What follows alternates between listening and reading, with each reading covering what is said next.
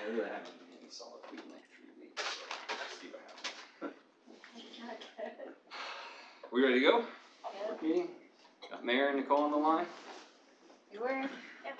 Fantastic. Let's see how long we can go, because they're 2 hours ahead of us. No, Right? that's We'll keep checking in and make sure. I'd like to make the motion So do to we have to adjourn. finish by midnight their time? No, midnight our time, right?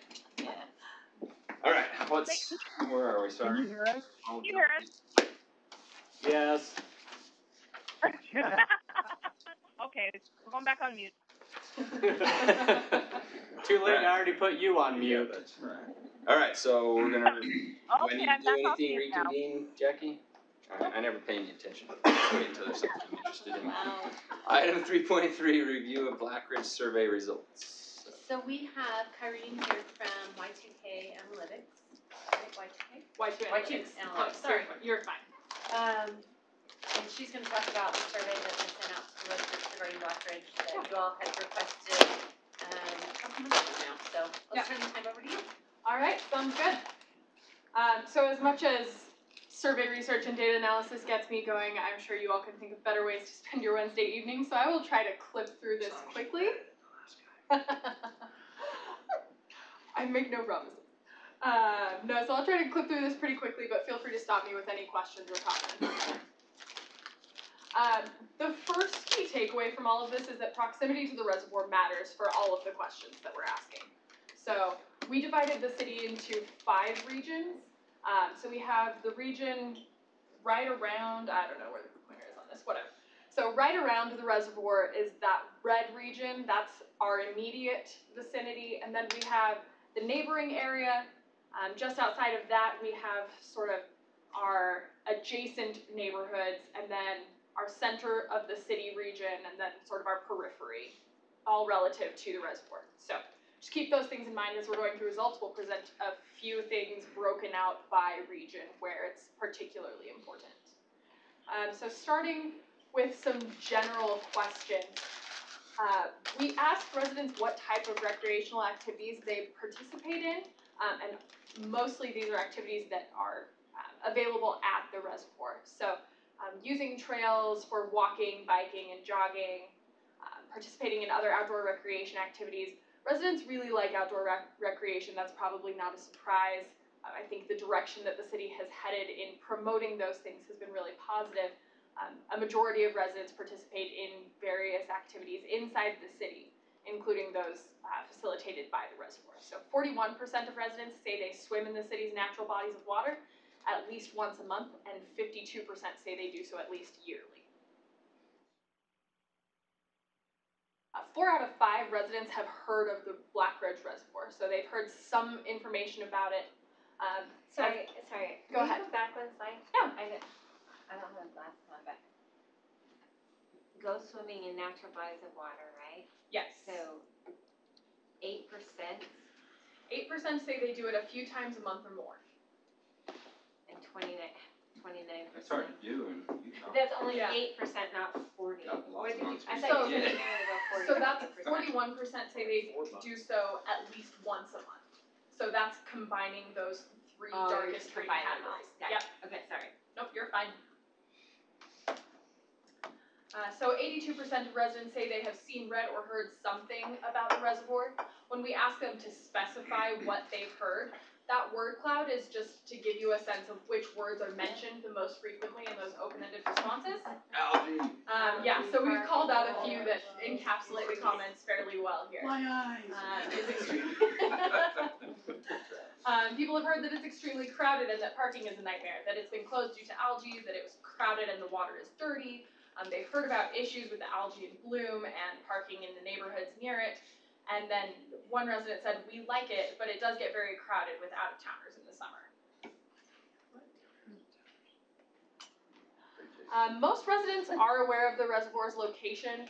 So we had 46% of respondents correctly identify the approximate location of Black Ridge Reservoir on a blank map. And there we gave them a pretty narrow parameter for correctly identifying it. When we look at sort of the correct region, we have closer to 65% of residents putting that in the right category, nearly 70%. So Those living closest to the reservoir tend to identify its location more precisely and more accurately. Not surprising there. Residents do have mostly favorable views of the reservoir, so it receives a 59 on average in the 0 to 100 favorability scale. Only 25% of our residents give it an evaluation below 50. We consider that 50 marker our positive negative line since it's right there in the middle. So that means 75% or 3/4 of our respondents have a favorable view of the reservoir. So not based on any parameters, just if you like it or not. Yep, just general favorability. That also varies slightly by region. So those who live in the neighborhoods that are just slightly removed from the reservoir region have the most positive views of the reservoir overall. Those in the periphery tend to be really ambivalent about it. So the further away you are from the reservoir, the less you care. But those in the immediate neighborhood and neighboring areas still have positive views of the reservoir.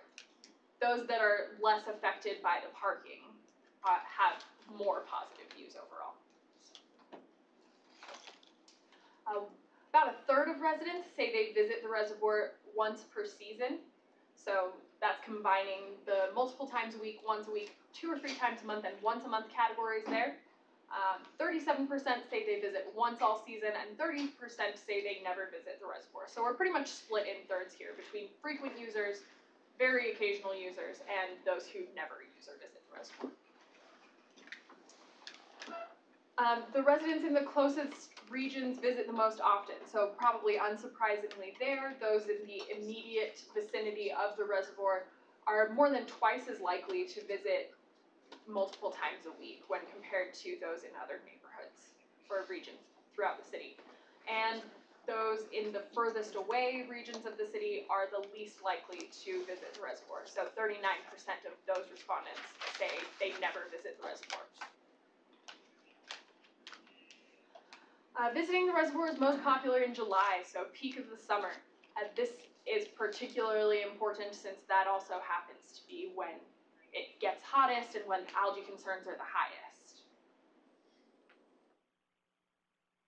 Weekend use is the most common, so Fridays and Saturdays being the most popular days for residents to visit. And visiting between 11 a.m. and 3 p.m. is the most popular time. So that midday slot where you get the best sun, it's hot, you want to swim. And sun and surf are the largest draws for reservoir visitation. So people go to lounge on the beach or swim primarily. The other activities available there are only slightly less popular, but those two definitely lead the pack. I'm looking at whether residents are concerned about the algae. So 45% of our residents express swimming it all the time. extremely or very high levels of concern about the algae in the water. I'm having a hard time understanding your graph. So that graph there shows that 45% are extremely or very concerned, 41% are somewhat concerned, and then 14% are not very or not at all concerned about the algae. The word clouds below, so we asked a follow-up question as to why residents are worried about the algae in the water, and ultimately they see it as a health concern and they don't want to get sick. They don't think it's safe. So there's a mention of a rash in the from respondents who are extremely concerned about the algae, and that pops up a little bit there in that word cloud. So It'd be interesting though to see though that if that same level of concern existed a couple of years ago before the algae blooms and the associated media coverage about the possibility of the toxins in there really became prevalent, because I think before that the health concern would have been significantly lower Ignorance is bliss. than it is right now, and it would have just been I had a T-shirt for years growing up in high school that said I skied the scum. It was talking about Utah Lake. We called and we skied it all the time. We called it Jello Lake. It's Jello Lake, yeah. So yeah, so whether I turned out just fine. Are you sure? Debatable. we'll move on. That wasn't an open-ended question. Sorry, when we get, like, when we're past the real meeting, then. No, I understand, no worries.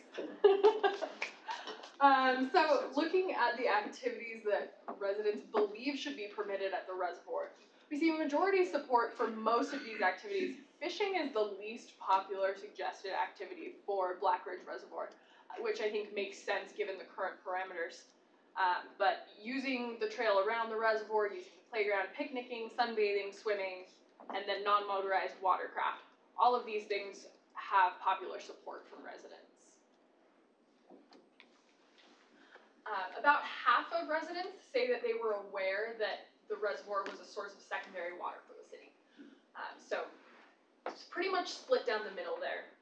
And knowing that Black Ridge Reservoir is a secondary water source does affect some residents' perception of what activities should be permitted at the reservoir. So we see a little bit of a shift there among those who indicated that they were not previously aware that it was a secondary water source. So we go from 56% overall say that all of these activities should be permitted to 43% say all of these activities should be permitted, and 45% saying that some of these activities should be permitted among those who didn't already know. I find that really interesting. Yeah. Why? The knowledge of a secondary water source shifts it that much. We Yeah, Terry and I had a why would it? conversation earlier today. But it's What's used the for- primary purpose of that reservoir? Secondary. Right? So- The fact that people don't know that Yeah, blows me away, and then also that when they do know it, it it changes their whole shifts the perception. opinion that much. So so again, proximity matters here. So when we're looking at what activities should be permitted, those who live closest to the reservoir are most likely to say that all of the activities should be allowed in the reservoir. Those who live in the other neighborhoods, and again, the further you get away from that immediate area, the less likely they are to say that all of these activities should be permitted. So we see a shift towards the middle there, saying that some of these activities should be permitted. And when we look at what activities they still support participating in at the reservoir, we see a pretty drastic decline in approval of swimming and using non-motorized watercraft in the reservoir. So, What's there for? yeah, so once they know that it is a secondary water source, They think you shouldn't swim or fish or use they're motorized. significantly less likely to approve of swimming or using non-motorized watercraft. Why? Who is, sorry? So What's there for? among those residents who were not previously aware that the reservoir was a secondary water source for the city. Okay, that's, Yep, this Then is, they worry about pollution and all that, right? yeah, it's a contamination Interesting. concern, it's, Interesting. yeah. Really interesting. So they still are more than happy to allow the reservoir to be a park or recreation area, but they don't think that, or the majority don't believe that swimming or non-motorized watercraft should be permitted there after they know that it's a secondary water source. 77% of residents are aware that the reservoir has been closed in mid-July for the past 2 seasons because of concerns about algae and water levels. 100% of residents in the immediate vicinity were aware of that. So again, the region matters here. The closer they are, the more affected they are by traffic to the reservoir, the more likely they are to be aware. It's still pretty high though, clearly. But yeah, for across the most people board. now. And then looking at some costs and perceptions. So we asked some questions about the reservoir, sort of broadly speaking, and in terms of trying to get at residents' priorities for how the reservoir should be used and accessed. So 78% of residents total agree with the statement that Black Ridge Reservoir is a valuable community resource that should be preserved as both a water source and a recreation site. And then another 72% total agree that Herriman residents should be allowed to continue to use the reservoir for free, but a fee should be assessed for visitors from outside the city. So this sort of goes back to the comments that we saw at the very beginning of the presentation, where people are worried about all the traffic from people coming from out of town to the reservoir, and the parking problems and things like that. They believe that people from outside the city, so non-Herriman residents who are using Black Ridge Reservoir for recreation, should be assessed some sort of while residents should be able to use the parks for free. The cost of patrolling that would eat up any fee that you could possibly gain from that. Yep, absolutely. A majority of residents also agree that parking is a nuisance to the surrounding neighborhood. And then a slightly smaller majority, but still more than 50%, agree that the reservoir should continue to be free and open to the public as long as weather conditions allow. So that's not to say that they understand all the intricacies and nuances of environmental policy. Do you know how much it costs? Yeah. So there are caveats to that. And then looking at the inverse of all of this, the statements that residents disagreed with the most. So we had a majority of respondents strongly or somewhat disagree that all users should be assessed a fee when they visit. And a majority also disagree that the reservoir is an important water source and it should not be used as a recreational site. So some strong opinions that it should remain open for recreation, and at least that Herriman residents shouldn't have to pay to use it beyond, their regular park usage fee. This also varies by region, as you might expect. So to what extent do you agree or disagree with the statement the parking permit program for Herriman residents who live near Black Ridge Reservoir has assisted in keeping neighborhood street parking accessible for residents? Those who don't live in that neighborhood don't know anything about this question, which is what we would expect. But those who do live in the neighborhood, 63% agree that the parking permit program has helped. And then when we asked them whether they agreed or disagreed with the statement, all users of Black Ridge Reservoir should have to pay a usage fee when they visit, those who live in the immediate vicinity of the reservoir are the most strong opponents of that idea. So again, not a lot of surprises here. And then before we get to the very end, I realized that there was a slide that we left out here. So one question that we did ask was we presented residents with a summary of the costs to operate the reservoir and what that looks like for the city. You left out the most important one. I know. We didn't put it in a slide, and that was my mistake entirely. But so the question read, each season if Black Ridge Reservoir is open through all the summer months, the city of Herriman spends approximately $61,250 to manage the reservoir, including security, staffing, concessions, staff and supplies, and restroom supplies. Maintaining the reservoir during the summer months, during the summer costs an additional $36,500 in algicide and Parks Department resources. Knowing that operating Black Ridge Reservoir for one season cost the city approximately $100,000, which of the following statements comes closest to your view? So we presented them with three options, sort of a forced choice environment. One option was the reservoir should remain free and open to public recreation. One option was the reservoir should be open to public recreation for a fee. And the third option was the reservoir should be closed to public recreation. And we see a majority shift to the second position, which is that it should be open to the public for a fee. So we have 56% supporting that category when we exclude those who didn't answer the question, skipped it because they didn't like that we forced them to make a hard decision. So 56% of respondents. Wait, is that an option? None of those people can run for office. You just got to my point. Is that an option? To not make it, have to make a tough decision. Let's make a list. Yeah. Just let them pile up. It'll be fine. But so a majority of residents who responded to this question and made the choice said that they would prefer that the reservoir remain open, but that a fee be assessed for park usage after they were presented with an approximation of the total costs for using the reservoir. And then after all of this information and after hearing about the costs of operating, our average still goes up slightly at the end of the survey. So our favorability of the reservoir goes from 59 at the beginning to 63 at the end, which is just right on our margin of error. So could just be a coincidence, but it's interesting to see the directional shift nonetheless. So that is all I have for you, unless you have any specific questions. Thank you for doing this, Wow. for hanging out. Yeah, no problem. Thank you. I'm glad. I'll give that back to you. Thanks. Okay, now that you have the survey information, let me pull up the other slides.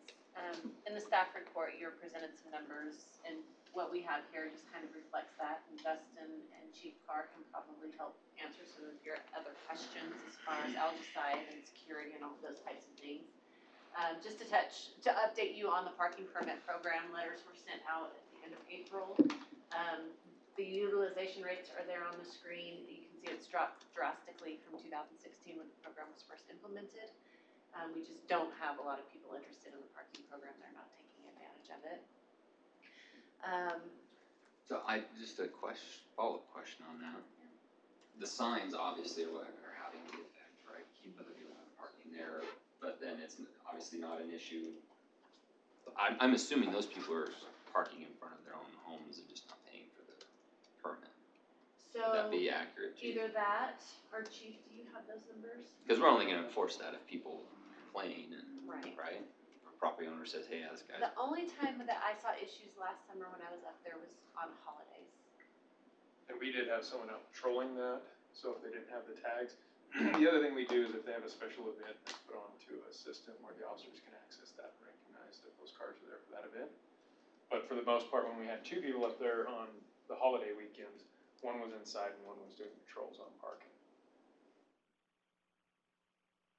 But those are really the only times when I've seen parking issues, the full parking lot, people parking on the street, or walking up from Emmeline. So the big cost we incurred was putting all the signs in and everything. As far as an annual cost of the parking program, is there? It's minimal. I mean, we're actually using passes that we had last year. We're just redoing the dates on them because we just didn't use them, so we didn't feel a need to reorder those. So really, it's just Shelley's staff time and managing those that come in and sending the letters, which is minimal.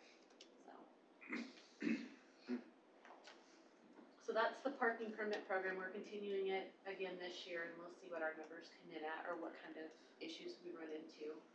So the projected expenditures you all have received in the staff report, and we're just here to answer questions. Security, we've decided to contract with a private security contractor, All Pro Security.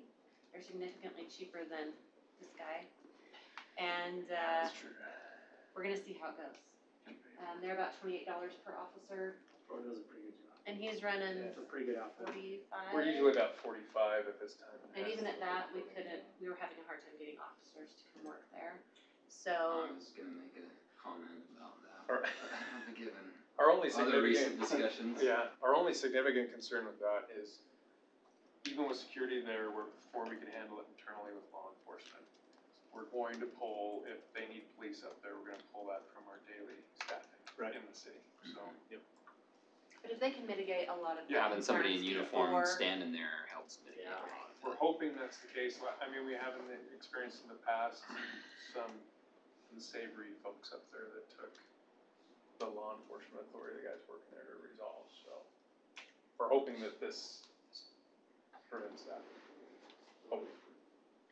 So hopefully that will take care of some of the security issues. Justin can speak to the chemical treatments and what the good, better, best is. Yeah, just say classify. Good, better, best.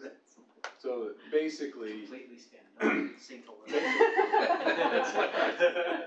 depends on how bad the itch is. No, overall, the chemical injection that we've been doing has actually been a benefit overall. So there is a benefit to doing it, and so the lower cost there, the good is to keep it to where it benefits the system, because we see a cleaner system that helps with our filters. It also helps kill mollusks, which are the snails that you hear out of the clogged irrigation system. So it helps minimize that growth. And then it's just the general health of the water body itself. So So we the do good, see, we're talking that on the good. we're talking that on the good, and that's That's like basically- minimum we do That's a anyway. maintenance dose that I think that would be worthwhile doing just because it helps our system overall. To keep, and the rest of it comes to aesthetics, and so the other two will come to aesthetics and then just general use and recreation.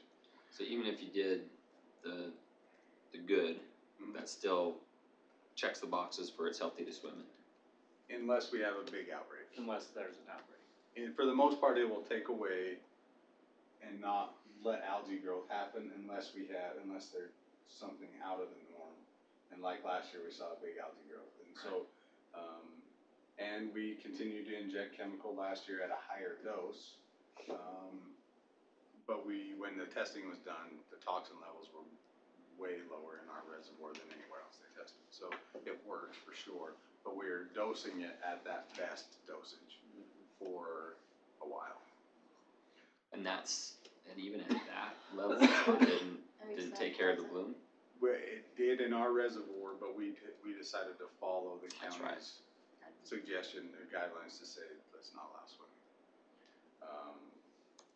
So that I think comes to, we may be able to keep it open if we do a little more testing with that, even if the county closes some of the other sources of water. If we continue doing testing at the higher dosage, we may be able to keep it open for recreation, and we'll just do a little more increased testing of the water to see if the toxins are there. So that's basically what that is. I would think for at least the majority of the season, we could probably stay somewhere between that good and better and have a good quality reservoir. And then during the hotter summer months when the algae is more common to bloom, we may bump it up to that best, and we may be able to reduce that cost down to somewhere below $30,000. And then obviously if we want to do this in the future, basically you inject chemical on how much water is used. And so as we continue our secondary growth, then that happens, we'll use more water, which means the chemical cost will continue to go up. So you're looking for a little direction of which way to go with this, right? Well, I think that overall, I think the general consensus decision will kind of help us guide what you guys decide we'll just kind of follow suit and do. So in our last discussion, we had talked about the status quo option. We did the survey, conducted the survey per your request, and put together some numbers, and so now we're just bringing that back as we're getting For Nicole's request. we're getting to the swimming season, and in fact, people are already swimming in that reservoir. And there were quite a few people up there today when I Well, drove. if people want to start making plans, and you guys make a plan. So since I already made everyone today, the Arts Council. Let me ask some questions first. I Okay. know You're gonna attack swimmers now too? So at least, maybe to poll everybody, my initial reaction is to look to the water expert, and it sounds like your recommendation is at least, no matter what we decide with how to use the place, at least do the good level of treatment. And I think that's reasonable. And that money's just in the for- budget provided. Like you for said, extra mollusk filters, etc. I mean, hopefully I'll get to use some And that comes secondary out- water this year, so right there. Is it coming out of water budget? Yes. Yeah, it's in the budget for next year. Oh, well, he's paying for it. Right, I know. Yes, that's the Go water crazy. budget. Best. Well, the question I had on the concession staffing, remind me, Yes. the 15,000, the materials, the staffing, do we break even? Are we seeing a loss? That, like, Yeah, that's 2 people up there, 9 a.m. to 9 p.m. every day. really, no matter what we charge for Yeah. concessions, like, it's just It's an extra thing to provide. Okay, I'm done, Sharon. It's real silly. So those are my issues, and we just, I mean, again, it's fiscal responsibility, going back to that. This is, and I did notice in the survey that once people realize this reservoir is for secondary water, that was initially what this reservoir, that's its primary purpose, is secondary water. And once they are educated to that, I wish I had that slide again, but you'll notice that swimming, the need to swim there, went way down From like compared. 52 to Yeah. about 35. Yeah, it went way down compared to what it was. So I think that we could still offer things like the sunbathing, the recreation, the things that are up there, and eliminate the swimming, because can we eliminate some of the contracted security? Can we eliminate the concession supply, the Herriman City concession stuff? That's $18,000 to have the concession stand there. And I just, again, it's back to every dollar has to matter. Anyway, so that's. Yeah. I think as long as you have it, whether the swimming component's in there or not, I think as long as you have it open for all of the other recreation things, I think you're gonna have to budget for the full anticipation of what's there. in terms of do we keep it open to swimming or not, and some of those other activities. I mean, obviously, we've heard that there's a benefit to the system to do it at that, Sure. you know, at that good level, and I'm kind of in the space that it is a phenomenal recreation spot. I mean, there's a lot of other things obviously out there that a lot of, and we just saw that there's people go up there for a lot of other reasons other than just swimming. I'm kind of the opinion that we do it at that good level and let it ride its course of what it's going to do. That's what our bodies of water do anyways. I don't think we necessarily say we're gonna do everything we can to keep it open all year. I think we recognize and help educate the public that there's just some things that are natural courses that take place, and we do it for the health of your water system that's out there, and if it rises to the point to where we have to shut it down to swimming, that's what happens, and some of those other, you know, and we still allow all the other recreational stuff, but I don't want to spend any more money than we have to, just for the sake of keeping, knowing that some of the people's perception changed when they found out it was a secondary reservoir. I think that's interesting too, that there was as many that didn't realize that, but it is a secondary water source. That's its main purpose, and so I don't think that it would be wise of us to spend any more money than necessary to preserve it as a recreation spot when its main focus is a secondary water source. So I'm kind of in the space of, you know, we open it just like normal, we dose it at the good and let it ride, and if it starts to rise and we get the word that it's probably above those levels, then we just let it run its course, how it has the past couple of years, honestly. You guys know how I feel about it. No swimming solves all our problems. And I get it. I absolutely do. No swimming, we don't need security. Lower every cost across the board. You can still do 90% of all of the activities everybody wants to do without all of the bad stuff. So I'm totally supportive of staff's earlier recommendation to let's just eliminate swimming and cut that part out. It's still a fantastic park. Still use it for all those other things, and we can save a whole bunch of money in the process. If there's no swimming, do we have to have the security? How are you gonna tell people there's no swimming besides signs? And our concession staff don't just do concessions. They're doing bathrooms, they're emptying garbages, they're doing other things. I think if they're not just standing there selling chips. Yeah, I think if you're gonna say no swimming but allow all the other activities up there, I think all of those same problems exist, to be honest with you. I think you'll have. It'll be less. What you see at daybreak is what you'll see over there, and to a lesser extent because of this location. Swimming is, as she said, swimming is the #1 draw, right? And sunbathing, well, they're sunbathing because they can go dip in the water. If you eliminate swimming, like daybreak is what we'll see there to a smaller extent because of its location. So when you say eliminate swimming, can they wade or do they have to stay out of the water? Well, if you use daybreak as an example, they can wade up to, I think it's 6 inches or something like that. That's up to you guys. You have to just rewrite everything. They still allow paddle boards. Yeah, David. Like seriously, go over there on a busy weekend and compare. So they could paddleboard, they can canoe, they just can't swim. Because they had, I mean, we had this conversation when I first came on the council. This was the heart of it, and that's the example I used then. And that's the exact thing. If you do a case study, Daybreak went through exactly what we went through, only times 10 because of its size and location. And that was their fixes. We just eliminated swimming, and all of this went away. All of it. And if you ask people, they're like, "Oh, well, you can't swim in that water. It's contaminated." No, when it was first open, you could swim in it. I went swimming in it. I took my kids over there, and it was just that they didn't want to deal with any problems. Eliminate swimming, and go and look at it. It is what it is. Yeah, and if we wanted swimming, there's a pool right there, and if we wanted a public swimming pool, then let's work towards a swimming pool, but this is like. The issue would be, and if Tammy were here, she'd probably be glaring at me, because the issue would be communicating with people, right? They're used to it being a certain thing. And with Daybreak, it took. I can feel the heat. Right? With Daybreak, it took like 2 full seasons for people to understand the rules changed. This is what it is now. and now it's status quo. So there was a transition period where you still had to have security up there to tell people you can't swim, right? And once people knew what the rules were, then you saw the change in it. So there would be a transition period for sure if we did that. But Hey, Jared. she's still awake. Dang it! I am awake. We are awake. Absolutely, I'm awake. Go ahead.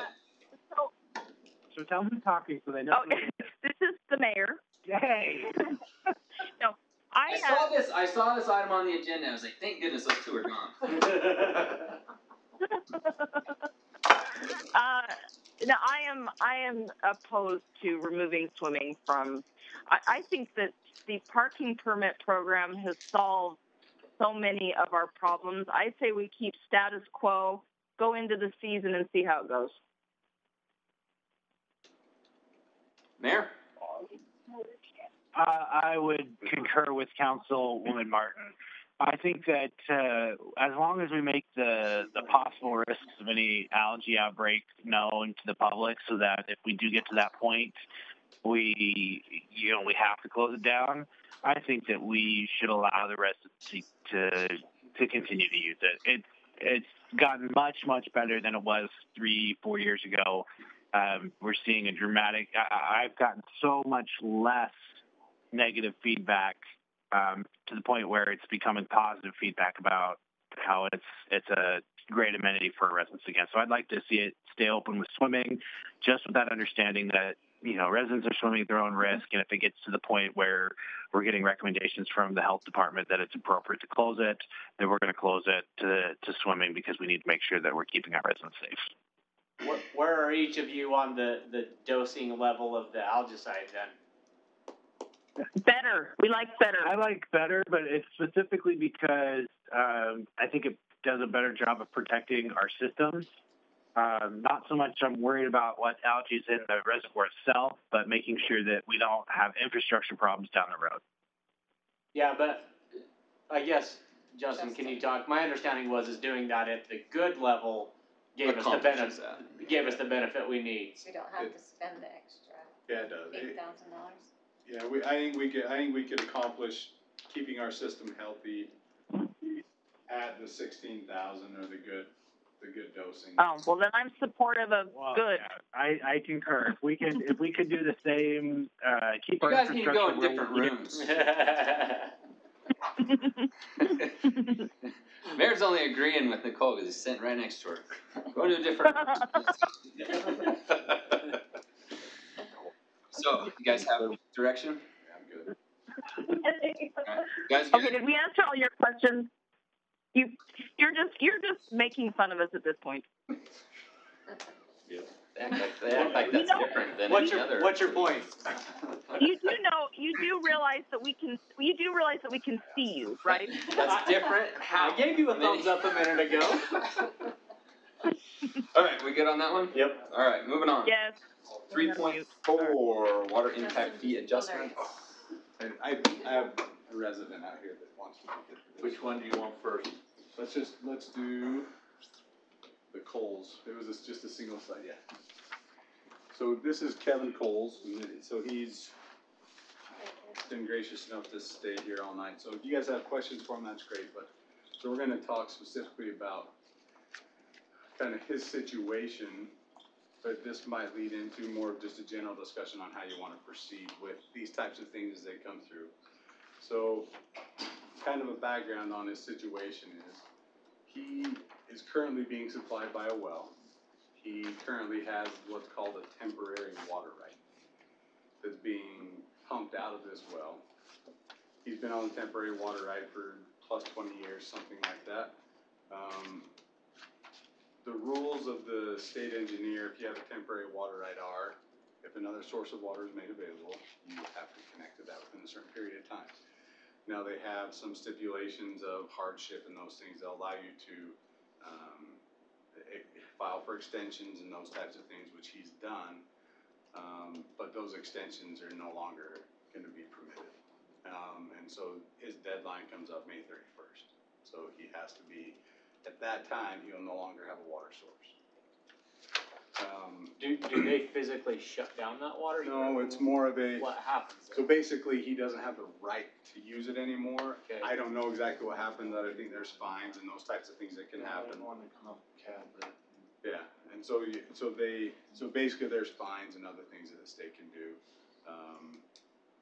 That allow him not to use that.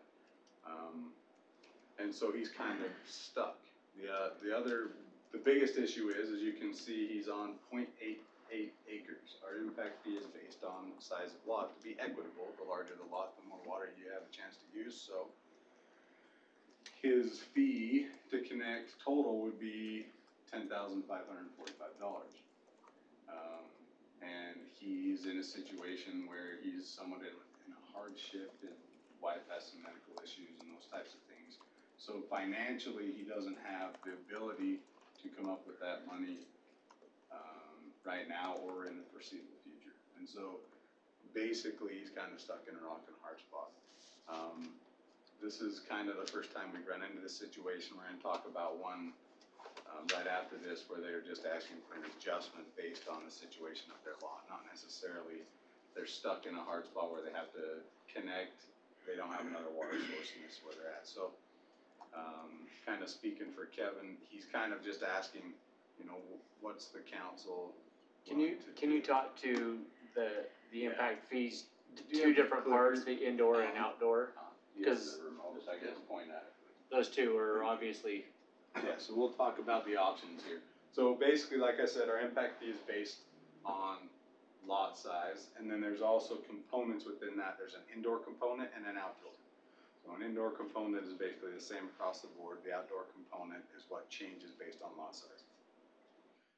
So all of the fees, if you look at this bottom box with the blue writing, 0.8 acres, the impact fee itself, which includes both the indoor and outdoor fee, just over $8,000. There's a water right fee, which the city collects to go out and purchase water right to service this home, of $2,200. And then this is a hard cost for meter, for the city to purchase the meter and install of $300, which brings you up to the $10,545. So breaking down, if you go in the top right corner, the impact fee itself, the indoor component is $1,434, the outdoor is $6,600 and some change. One of the things I've thought about a little bit of some options is his lot is obviously fairly large, but he also has some driveways, the house and things like that. So if you take out those areas that will not be irrigated, it drops it by 0.3 acres. So that would reduce his impact fee, and that brings the total down to $7,400 basically. So it does drop it, a little bit, but not substantial enough. I don't think for in his situation. I don't know that helps much.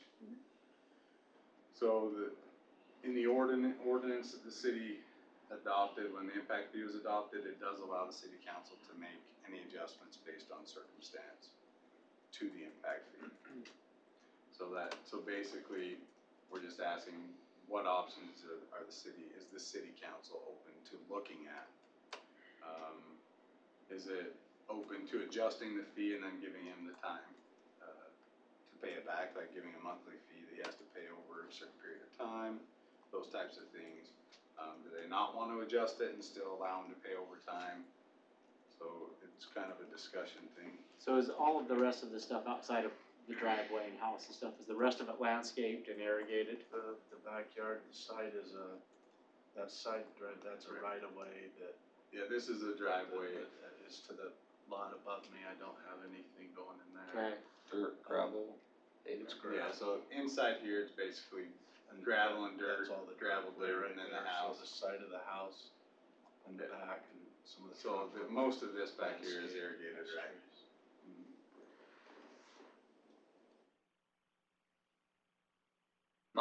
When I read through the material and looked that up, my initial reaction was kind of several different things. One, like how many other, I'll preface it by saying you guys know my opinion on making exceptions, right?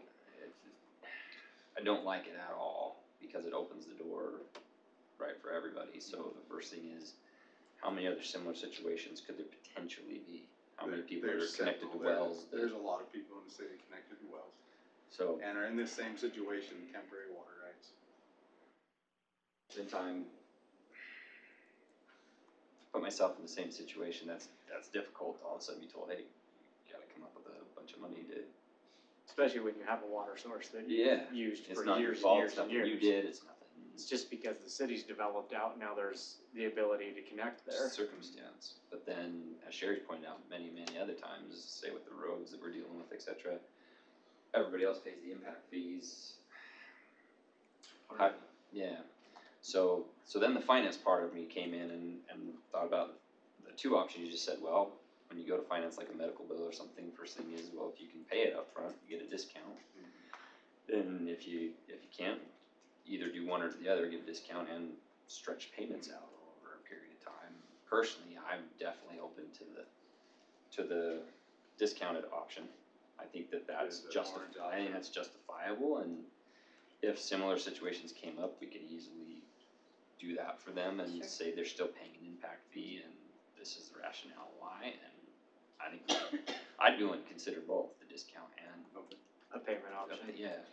When I lived in Bluffdale, they came with natural gas down because we're on propane, and at that time the gas company would allow you to, because most people just can't, you know what I mean? A lot of people can't come up with a large chunk of money like It's that. not like you're getting a mortgage for the whole house and Yeah, it's included in it, like all these exactly. new And they would developments. allow us to make payments to pay back, connecting to that. So to me, I think that's absolutely reasonable to say, let's allow them to make payments on the connection fee, because what else? Are we gonna tell them, sorry, you can't have any water to your house? Yeah. Don't flush your toilets, sorry.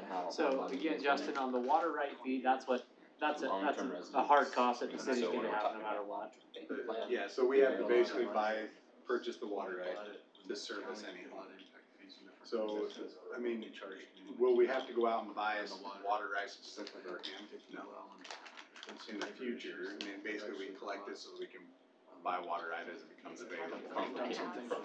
So no, it's not necessarily a hard cost just for him. At this time, we want to go out and buy one tomorrow. We want to service it. The meter cost is a hard one. Yeah. That's something we have to set. And the current well, it just gets capped and it's no longer. The current well is owned by somebody else, so they'll continue to pump it.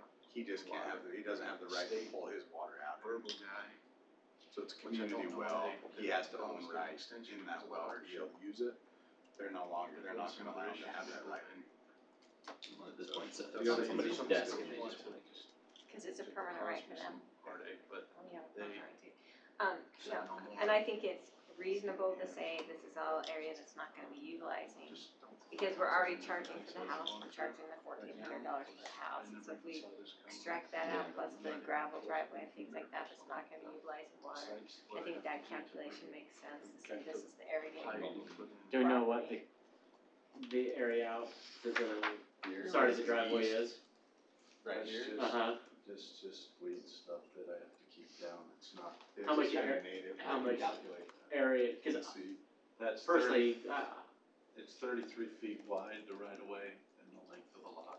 I would be okay actually including that piece in with the calculation of the house and driveway and help to bring it down a little bit more. It's an area that, it's a right of way, you can't No, there's ways I have to keep them down. just have to keep them down. So I would be in favor of reducing what you have, including that, so it's gonna bring it down a little more, and then looking at some payment options. I'm good with that. And then do you want me to work out the payment options, the duration with Alan and Brett? Yep. Are you okay with me doing that? And I'm even okay if you say, and if you can pay it up front, you get a 10% discount or something like that, and maybe you look into, some sort of financing options or something like that, you get 10% off. Not then you can make payments here. Good talk. I'd like to interject for a second here. Okay. Just a second. One thing I'd recommend is I get what I deal with Alan and myself and Justin, but it needs to be something we can put in writing so when the next person comes along, it's treated the same way. Okay. Good idea. That would be my concern as well. I'm concerned about precedent and setting something in advance. While we absolutely all have the heart to help and to make things as easy as possible, we don't want to get in a situation where every single property is requesting the same treatment. The reason the policy is set in place is to avoid that. So we just need to be very careful about what we're setting as precedents, because we're going to get, if we get the same request in the future, we have to be able to justify it. This is Nicole. That's what I have to say.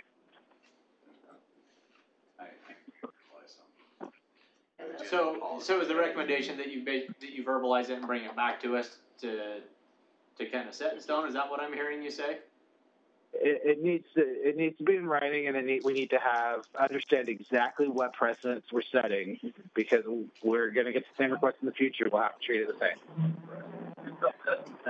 So just bring it back to us so that we can see it. That question was more to clarify Brett's comment. Yeah. Brett is shaking his head yes. All right. So we can't see that. So we're just so I understand, we'll go ahead and work this out, and then we'll draft a general policy moving forward. If these situations come back, we have something to work from. Yep, I'm good with that. So we'll finish it up with this situation based on what I understand, and then we'll write something up. Okay. Sounds good. Good. Thanks, Kevin. Are you good with that? You bet. Thanks for sticking around. Have a good night. I imagine. I'll be in contact with you. Thanks, Kevin. Alright, on 3.5, we already did that one. I have one more, actually. This one, 3-4. this one's a different scenario, but an impact fee. Thanks, Alan. So this one is what they're asking for. So this is just kind of to give you in general where we're at. So obviously Butterfield Park is down here. We're up here at the top of where they're talking about a trailhead, right? Killington Court, we're specifically talking about this lot. So at the top of Killington Court, basically it dead ends and there's a steep hillside. As you can see on this plat, this shaded and hatched area is what's considered up here on the legend to be non-buildable, because it's above 30% slope. We have an ordinance that says we can't do that. It's actually recorded on this plat, and the language in the ordinance says no development including clearing, excavation, and grading is permitted where the slope exceeds 30%. So basically they can't touch it. What they're asking is to reduce their impact fee, because it's based on the size of the lot, to remove that area because they can't do anything with it. It says it by ordinance that they can't, and it's on the plat saying that. So this is kind of just a layout of their plat. What they intend to do, as you can see, they intend to not go anywhere up into the steep slope, build a house. What architect did they use? Their own. Crayola. I hear he's good. So essentially you can see, basically it takes the 1.27 acres and reduces it to just over a quarter of an acre. So it takes their fee from 11,000 down to 3,000, which is an $8,300 difference. So that's a picture. There's someone developing to the side building a house. So that's off the lot next to them. They haven't done anything yet. As you can see, here's one of the trails right up here. It's pretty steep. So there's not a whole lot they can do. So they're asking for the reduction of that area that they basically can't touch. Can they not? They can't touch it, obviously. They can't grade it, change the slope, those things. They're gonna plant some trees and run water up there. Excavate. That's my question. Right? That's where you can't excavate. Our ordinance says you can't excavate within that area. So for me, that's for I put landscaping on it. I understand. Yeah, I'm with you, but our ordinance. So this is the mayor, and I'd say that this is, me, it feels that it makes a lot of sense with the unbuildable to just go ahead and make the exception. I would just have the same caution that we would want to see this come back as so that we have it very clear that, as we set this precedent, that we know exactly what it is and how we're defining that, the future lots get the same ones. I just would like to see it in writing first before we move forward with this. I'm not totally in agreement with that for the reason I just mentioned. Right. So here's a thought I had is, what if we look at not doing a full reduction, for that, realizing that they're gonna be limited in what they can do at that space. I think it's still gonna be Because some the ordinance says you can't excavate. excavate. It I doesn't still say you think there's can't gonna plant a be tree, it doesn't say you can't landscaping. run a hose through there. What if we calculate that area and do a 50% reduction for that area, or, you know, or I'd be something more along those inclined- lines? I'd be What do more you mean inclined to go that excavate? Can they not even like maybe level off a little place and Nope, put a nope. No, fire pit or excavate. anything? Nope. Nothing. I'm amenable to that, just finding the right number. Exactly. That's why I say, realizing that there is certain limitations, there's still gonna be people that try and do something with their land. I would. I would. too. But again, there's still, that slope is significant, so they're gonna be very limited in what they are able to do. That's why I But for a think water that- impact fee, that's the one thing that, I think, what if it were me? If it were me, that's the one thing I would do. landscape. Is, yeah, Yeah. put some trees and stuff. But again, there. it's not gonna be grass, that Right. consumes a lot of water, there's gonna be other things, so that's So it's kinda not where like I was there's no thinking impact, but I'm good with the of like reduction. calculating that area and giving a 50% reduction of that total area is kinda where I'm at. No, that makes more sense to me too, cause it's still property that has potential to be used for whatever different things. And, Hey, but, what if they take a hose up there, and water slide down but the hill same all thing day long? precedent wise, kinda same deal that we just talked about with the last one. For my kids, it'd be. Let's apply it across the board, Yeah. like individual exceptions every time. Yep. So if it comes and they have similar circumstances where it's 30% or greater, because if it's basically not, and then 30% or greater, they can basically do what they want. Do what they want. But where it does say it on a plat, then it does say an ordinance that says you can't disturb it, then we'll reduce Yeah, it by 50%. for me, it has to meet that criteria right there, Right. that it's over 30%, it's platted that they can't disturb it, they can't excavate it, that then we could, at their request, calculate that area and go with that 50% reduction. Okay. You, Mayor and Nicole, you guys amenable to that? We are both amenable to that. Okay. Good. On to 3.6, yes? Yeah. House Bill 362. Alan. Okay, House Bill 362 is the transportation infrastructure funding bill, and, so we're just looking for what the council's feelings on this are, if we really wanna bring it back, but there's just a couple things here. Salt Lake County has approved an ordinance, they approved it on May 1st. And the ordinance imposes a 0.25% sales tax, or 1 cent, $4. The county's ordinance is contingent upon 67% of the cities, towns, and metro townships in the county passing a resolution. It actually says that represents 67% of the county's population. So we can't be just the small ones, it's gotta represent that amount of population, or else it fails. And that those resolutions have to be done by June 22nd. Otherwise, it goes away. This tax is distributed on this basis. Sorry, wait, it goes away. My understanding is that if it fails, it just goes back to the county council. Well, the to county can impose it. do it anyway, right? And, but if they don't, trying to if they push don't this impose down it to by us. next year, the cities then have the option to impose it. So Yeah, what, that's technically true. There are several facets of it. Okay. That as you read it, some of them allow the cities to impose it, some don't. For instance, diesel fuel, the county has to impose it. You know, as you go through, there's a whole bunch of different types of sales that say this one the county can do, this one the city or the county can do. So we'd probably end up at a lower level if we do it. But yeah, if we don't do the resolution, the county still has the option of passing it this on is their just own. this is just the county's wording to try to push it down to us. Right. To tell the taxpayers, yeah, we told the county, Okay. even though you voted against it. Yeah, they still have the option of doing it. I've read in the media that there's only one councilman in Riverton supporting the resolution. I'm seeing some of the others saying, we're not gonna do it, but, I don't know to what extent that is, you know?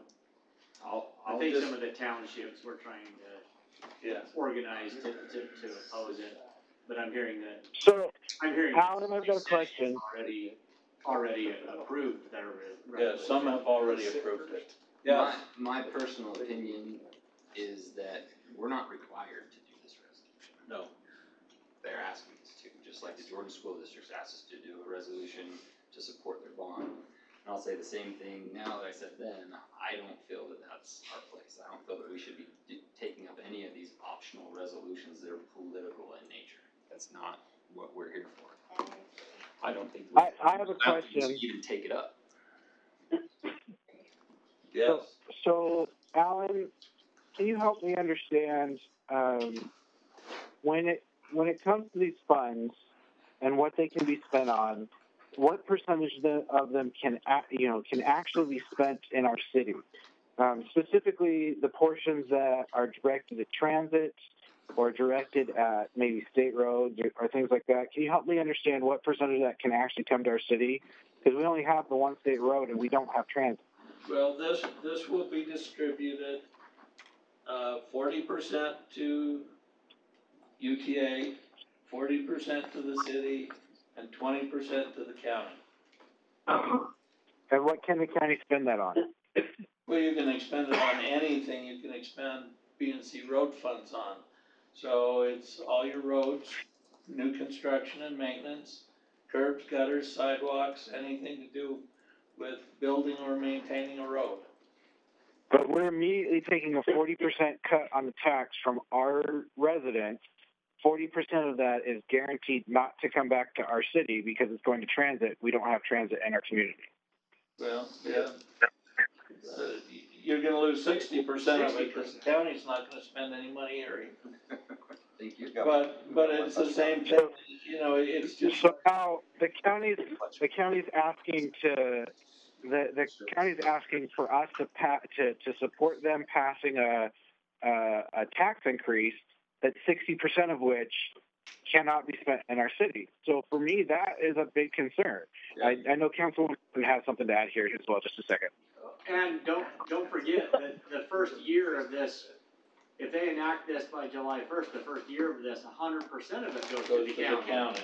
Yep. So they're going to do it anyway. They just want us to say it's okay, so that the voters, they can have the voters point the finger at us. So, can I just interject a thought? Before I feel comfortable voting on this, I want to at least have a healthy conversation with our MPO about our transit line. We are to the point now where our east and west corridors are not sufficient for the needs. We drive them all the time. It's getting worse and worse, and Center Cal's not even open yet. Unless I can see that the alignment that we've done the study on that runs through our city and doesn't bypass us, enables transit to be to Utah State and Salt Lake Community College. I'm not comfortable without some assurance that there's some, at least, I don't even want to say long term, I want to say moderately soon efforts for our transit line. I mean, we had a really healthy discussion with the the Department of Transportation today, and the whole point being, we have a project that they would be willing to fund, but for the fact that we need to work with our MPO to enable us to go for the new start. So the only thing holding us back from potential funding that the federal government is willing to give, or at least willing to look at for our project, is the fact that we're not, a priority necessarily locally here in state. That's a problem to me, because we've done everything we can possibly do as a community in terms of preserving the right-of-way. We're ready to go. The only thing holding us back from applying for funds that they're willing to give is the fact that our project is not prioritized within the state like I think it ought to be. So there you go. point. Very good point. And I would concur with Councilwoman Martin. Until we have something in writing from our Wasatch Front, which is our municipal planning organization, until we have something that's clear and direct and concrete and have some teeth, I can't support increasing taxes on our residents for something that's not going to come back to them. Yes, we all use county facility, county roads. Yes, we're all going to use all of those roads, but there's no priority and there's no motivation from what I can see as a member of the Transportation Committee or as a member of the Joint Advisory Policy Committee that we're moving any effort towards getting that transit line here. And so until we see some more substantive progress, I would agree that I'm not comfortable supporting this. I think we can have those conversations sooner rather than later. I think that we can see if that's something we can work out before the deadline by the county, but until that happens, I don't think I can be supportive of passing this particular resolution. I agree. I absolutely am not supportive of approving it for a multitude of reasons, but if the county feels like the county wants to increase sales tax, then the county needs to increase sales tax, and it just should not be pushed to the cities to take the political power of an action taken at the county. That's where I'm at philosophically on all of these, is we should not even entertain these resolutions to begin with. Yep, these are not our body. I'm gonna stick to what I said with the school district. If this body wants to take them up, out of principle, I'll vote no regardless. I agree. Well, there's no doubt that we always can use more money for roads. We know that. But that being said, at this point, based on what they're asking the city to do, based on the distribution of it, based on the fact we don't see any of it the first year, and a very good point brought up by Nicole on the transit stuff. At this point, I don't see the benefit to our community right now for me to stand up and support it, based on the information that I have. Voters have said no to. And the legislature's pushing it down, yeah. And then this is the county's attempt to push it down farther. If Yeah. the county doesn't like the decision that's being put on, they need to take it up with the legislature. But I definitely would like to have the conversation with the MPO on the transit corridor stuff for sure. So that's where I sit right now. Just so you know, this would amount to $200,000 a year to the city. Okay, that's what, based on what we've got right now, that's about what it would be. Okay. Every dollar matters. I have direction. That's up to you. All right. You good? 3.7. Okay. It's still in the spotlight. Yeah. When Chief Carr gave his report this last month, there were a lot of questions that came up, and we've met several times with the UPD people. Last week, the sheriff, and I think 2 undersheriffs, and their attorney and their finance director come and met with us. We requested that meeting so that we asked them to answer specific questions about the budget. And they came in with a lot of information. They provided us some things we've never seen before, and there's some of the things that I feel a lot better about, understanding what they're doing. The big question, though, and the one that we haven't got an answer to yet at this point, is we're paying for officer allocations that we're not getting, okay? Now, the explanation is that they use constant manning to replace those officers. So if we don't have people on shift because we're missing those allocations, they're supposed to send someone from somewhere else on overtime to fill in that spot, okay?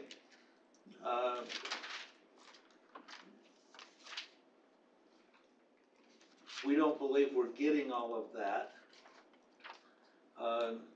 Can I draw the example they gave us? Yep. Is that appropriate? Do we have a marker? Anyhow, we asked them to show us the dollars. Show us where we're actually getting Jared, that's not a in screen the up there to overtime draw on. people enough to replace what we're paying for that we're not getting. And they said, we don't have that. And then they said before they left, we think we can come up with the numbers to show you that you're getting it. So we don't really know. Chief Carr thinks that, was it 60% you think we're actually replacing with constant manning? Per hour, we're probably, or per shift by hour, we're probably right around 60%. And 60% of that, well, probably closer to 70% of that gets filled by somebody to work it. When I look at the week as it progresses, in projection for future weeks as it fills up, probably closer to 50% is projected to be filled, but we get people jump on at the last minute. Does that make sense? Yeah, and those are filled with people who are already worked a shift and now they're working overtime shifts. Well, yes and no. Sometimes we have afternoon or day shifts stay over to afternoons. Sometimes we have graves come out early. And just so you know, I carry the allocations on afternoons because it's easier for me to actually get people to come and work. If I carry them on days and graves, yeah, no one's going to work those because they're doing other things. Yeah. So it may be that locally in your precinct, the people that you have paid for and chosen would work here, which is what we want because those are the people we know. Right. Other times you may get somebody from Midvale or Mill Creek or Taylorsville, somewhere else coming out to work a shift, and even I sometimes don't know those people that are out working out here. So they're not familiar with our community at all. To me, it's just has so many inherent problems. First of all, you guys work such a high stress job anyway, and I'm like, and then you have, and constantly we're being backfilled with people who've already been stressed out and now they get to work some overtime stress. Right. It's like, And sometimes those people come from off duty somewhere else just to pull a 6-hour shift, but that's usually less likely because they don't want to take a day off, come out and work 4 or 5 hours. Yeah. They want to just tie it onto the end of the shift. The contention is that these people who are filling in the shifts that are on overtime are not costing us any more money because the benefits are paid on the regular time, so we're not paying the benefits against the overtime hours.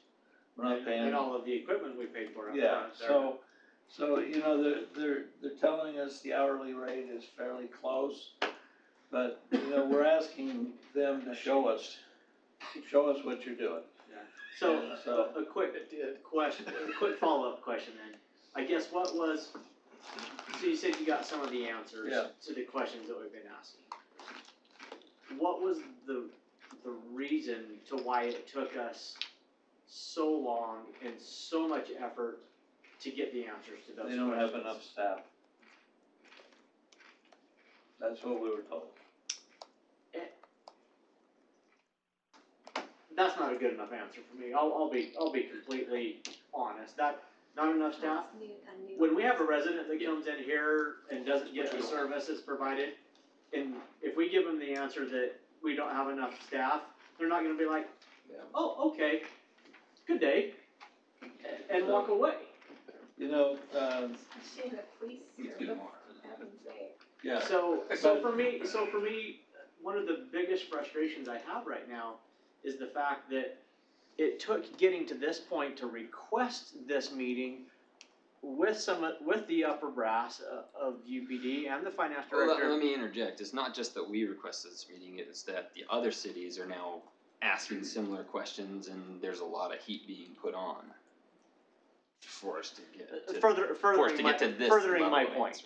Furthering my point that is an entity that depends on them for this vital service, that is, as we already talked about in our budget tonight, is a significant portion of the money that's collected from our residents. It shouldn't require us to have gone through to get the answers that we've been asking for a long time, and that's where I have an immense amount of frustration over this issue right now. These questions go back to Slavisa. We've been talking about it since the day I got here, 2 years ago, and it's the same. In fact, I don't show down. I have the costing exhibit from the Slavisa discussion we had, and it looks the same as the costing exhibit we're being shown for UPD. Like, it didn't change. We thought that once we left Slavisa, we'd have control of the money, and we would have control of this. They just, basically,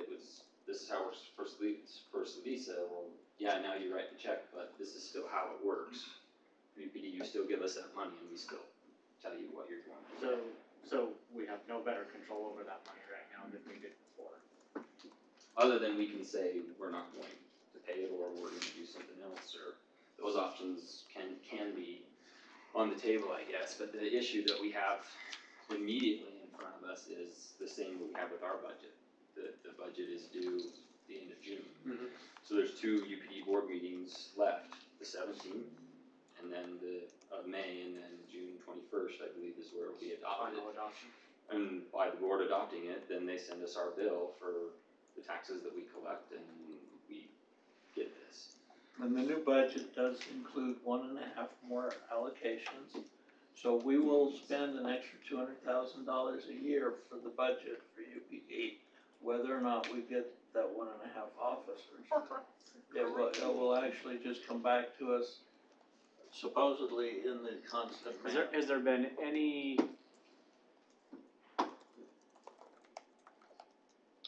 guarantee, that we will actually see our allocations full anytime soon? No. Not that I I've would received think from the that board. that's highly unlikely. When they were here the other day, they told us that there's 2 cities that have more open allocations than us even. There's 3 of us that are running 20+% unfilled. So We had and gotten a new correct body me- that day, but it got retracted and given to Taylorsville as was explained to us. Correct me if I'm wrong, Chief, but my understanding from the board level as far as hiring people, there's openings in every precinct, I think.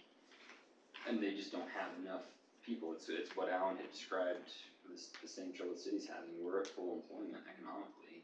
Like who wants to do that job, right? And go through, I went through Citizens Academy, half of it. For But $19 an hour. honestly, it was eye-opening for me too, to go through some of that training and see the things that they do. I thought I understood a lot of what they go through. Like if you could get paid twice as much to do a cushy job, right? That is a legitimate problem in hiring people. So the problem that we have being in that umbrella is we're short 5 guys, but so are all the other precincts. So when they have 10 new hires come in, then they try to divvy them out to the various precincts. Like we're never gonna fill those spots. So we will see one more. They'll say, yeah, we'll give you an allocation, which means they collect money, but we're not gonna see them We're not unless gonna they see people them. hire. There's 2 people that will be assigned in May to all of UPD. One of those will happen in a couple days, and that was the guy we were gonna get. The second will come out later this month, and then you won't see anybody until July or longer. So where did the decision come from then to give us an additional allocation and begin charging us for that for next year, if we know we're not even gonna fill the current allocations that we have? It comes from their formula. They've got a formula of how many allocations you should Which have. we've also asked for the based on- data, the actual data on the formula, which we've never been. But wasn't one of the reasons for us to make some of the moves I've we got have some is down for there. us to have that say over when we get. Yeah. I understand the formula and I would like to see the data for that, but again, what I'm hearing is the decision to add that additional money to our budget for this year was not a decision that we made for or asked for.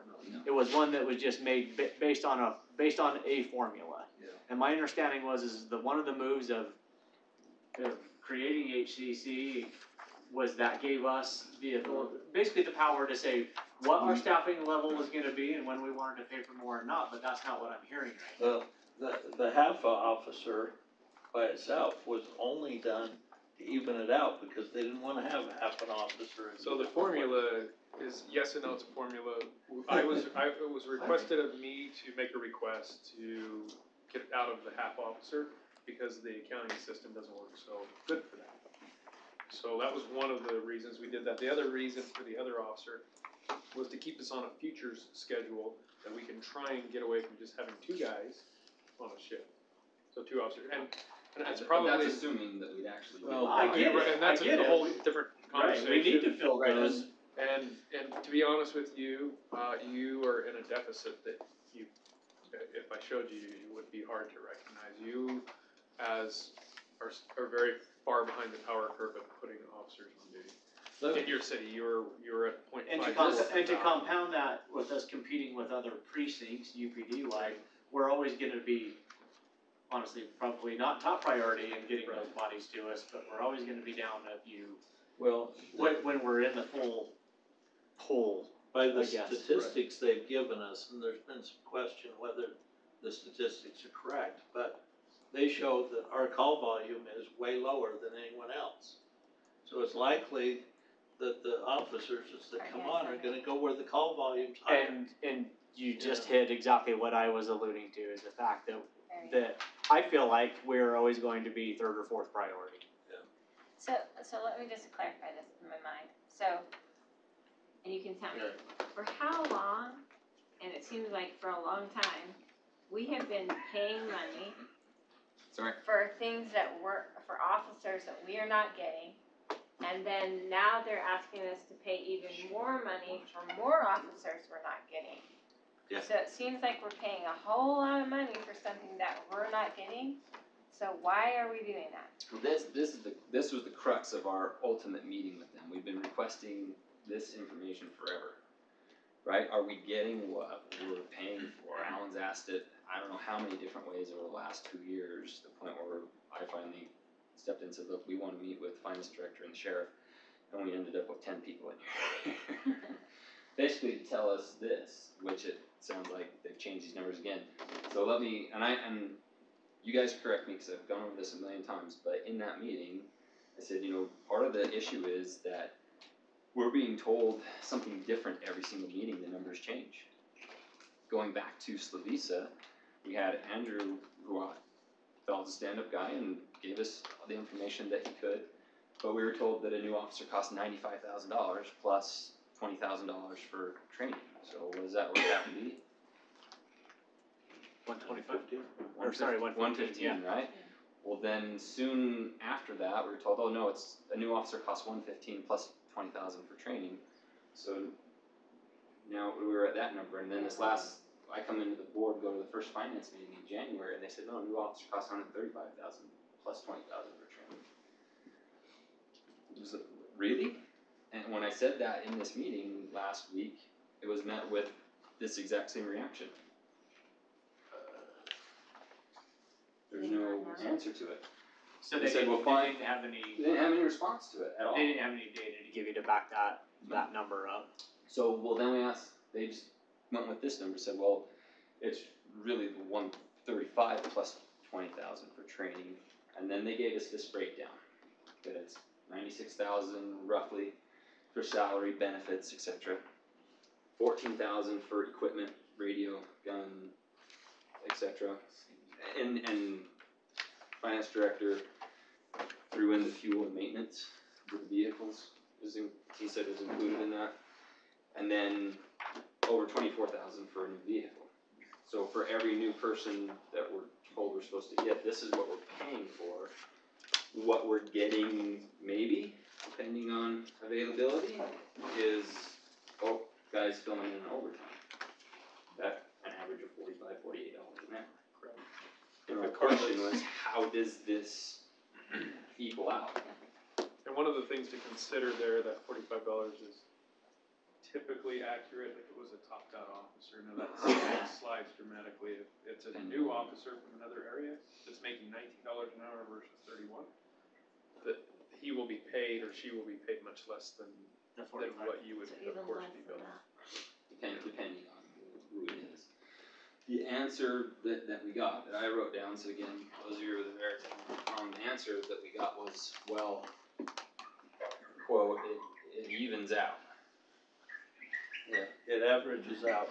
We got told it averages out over and over again. And the closest thing I could come to of a string of maybe rational explanation was that they tried to say that, well, even though we haven't hired that person, well, I guess I should say two things. One, the undersheriff insisted that the second that that's approved, this vehicle's purchased. So then Brett's on the fleet We should committee. have 5 vehicles sitting out here. So Brett's question for several years has been, where are the vehicles, We have them. right? Are they here? No, sir. Where are But they? they've We have, They've just been bought in the UPD last has month them though, right? Yeah. They've just been bought in the last month. I was told today I've got 4 of them sitting down Since there, and we I'll get them started transported pressing to it. that parking lot. but here, there's a disconnect here because we were told by the undersheriff in that meeting that the second that the allocation is approved, they purchase the vehicle. Brett's been asking for years, if that's the case, where is it? And we're finding out that, oh yeah, they're there, but they were just purchased a month ago. Well, and here's the other piece of that. Because we're asking That questions. doesn't make sense to me, is honestly, why in the world would you go purchase a vehicle the second that new allocation is approved, knowing full well you're never gonna fill all the allocations? So here's the next part of the explanation. I'm sorry, that makes no sense to me. Here's the next part of their explanation. Let me look at my notes to make sure I get this part right. So you can tell me if you guys think this makes sense, but. So we're told when an FTD is approved, they order the vehicle, and it's sitting and waiting for Herriman. And then the finance director said, well, even though you don't have that person, we have all of these people that are in training, and they need those vehicles and equipment. And so it's being put to use, and you're gonna get it.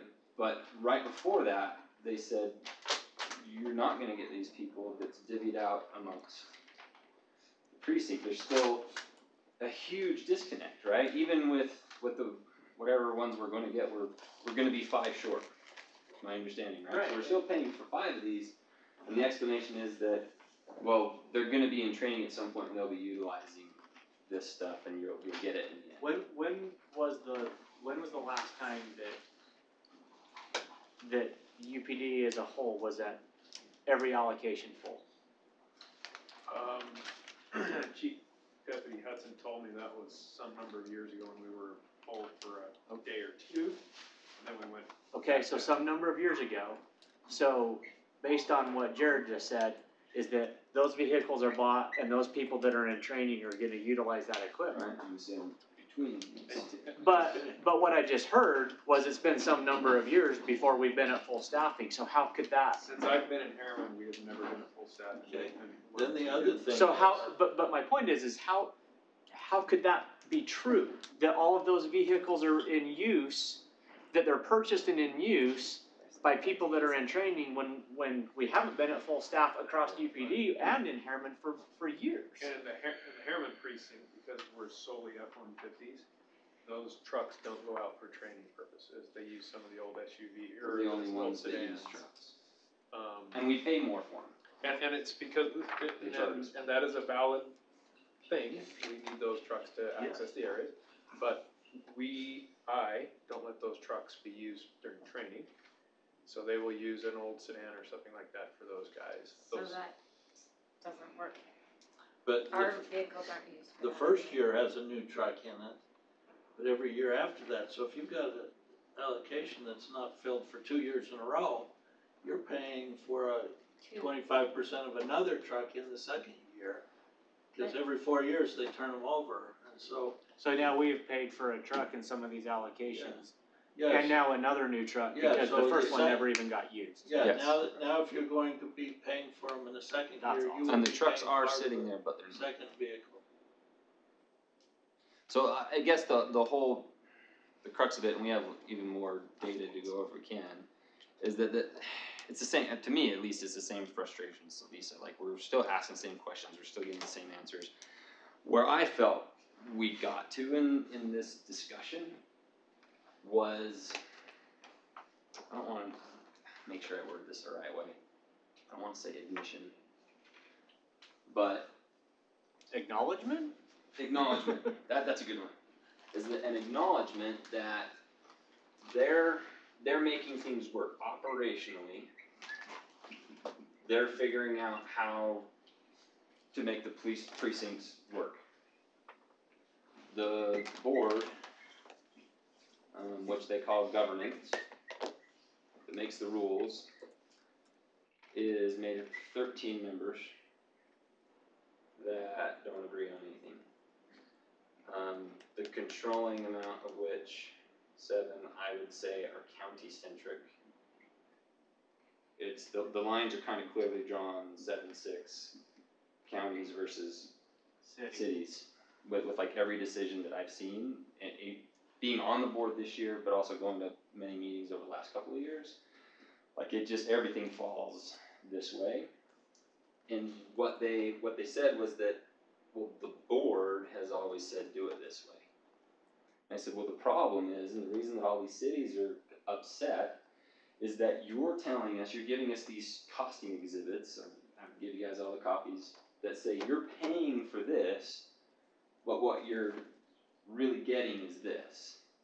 And that's where I said, if anything, it's miscommunication, it's bad communication, because you're trying to quantify what you're giving us to make sense to take to the financial people and our residents, etc. But you're doing it a totally different way than what you're telling us financially. Right. So that's the problem. There's a huge disconnect there. And I said that the problem that Alan and I have is we can't give this explanation to our board, HCC, to say, yes, approve the budget for this next year, hand them a whole bunch of money to keep getting what we've got. Yeah. Not to mention the increases that they keep adding to that, right? Yeah. You want to go into that at all, or? I will. Yeah. Admittedly, I wasn't prepared for our meeting in that this projected tentative costing exhibit puts in a lot of underspend. And maybe I should better let you speak to that. So there is the 3% underspend, but the total budget for Herriman Precinct will be 4.992. Has that number changed I'll let Alan. recently? That's 400,000 more than last year. 400,000. Which we're at a 10% increase, Midvale was at 20, so they're much. Say that total number again. 4.992. In January, the 670. first finance committee meeting I went to, the proposed budget at that time, should have it right here. This is the other thing that's troubling. As I'm looking for this, Alan, how often are things updated as far as the estimates for tax revenues? Just out of curiosity. Once a year. So this is dated March 13th. Herriman's projected amount was 4.5 on March 13th. What has changed in 45 days? But what was last year's budget? Population. 4.2. So 4.2 is last year. They're already as of March 13th adding $300,000, justifying it by saying you're getting So is our people. increase from last year then 400,000 or is it 700,000? 7 Almost 8. plus. Yeah, we're at 400,000 from what they told us. From what they told us. In So March. from last year's was 4.2, and now they want 4.9, almost 5. Almost 5. And we got 1.5 new allocations. And no new officers. Now, you may have had a population, they may have updated your population number, I don't know. And it may also have something to do with the pool of services, reallocations. When you say population, just to elaborate, how does the population factor into the overall cost? Explain that. So, based on population, we determine what it's gonna cost. It's part of the formula. It's just part of this It goes formula. into how many people The were pooled allocated that we paid. services and all of the overhead costs like dispatch and bullets, All of gas that for the changes. cars, and all of those things are distributed to us based on Yes. a formula that includes population, calls for service, and property values. So if they get a population update, your cost will go up, because that's the formula we use. So all of So those, right on down to the all of bullets. those shared costs are distributed to the different entities based on that formula.